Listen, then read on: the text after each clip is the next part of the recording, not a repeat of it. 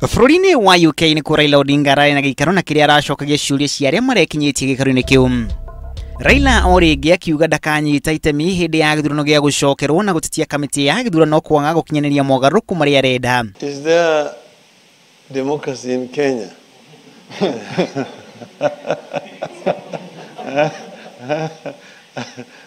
$2,000 question.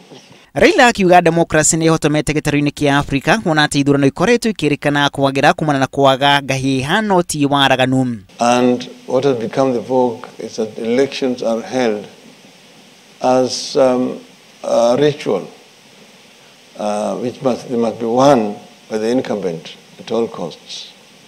And the election of observers will come weeks before the elections, stay mostly in the capital cities. At the end of it, then give a verdict that though there may have been flaws here and there, by and large, it was the reflections of the will of the people. Mutongoria wa NASA akiuga ona ithurano cia ciama nyingi gitaro-ini kia Afrika itikoretwo ari njira ya gukinyiriria wathani mwega. Ningi agicakaya kumana na kunyararwo kwa aria marugagirira demokrasi gitaro-ini kia Afrika. So there are indications that the West is turning its back on democracy by cutting funding, endorsing regimes with dubious records, and abandoning democracy, activists, and civil society.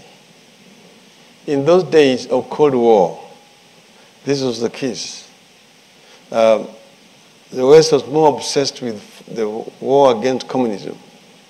So if you came up and said that you are an ally of the West in the war against communism, nobody cared how you were running your country.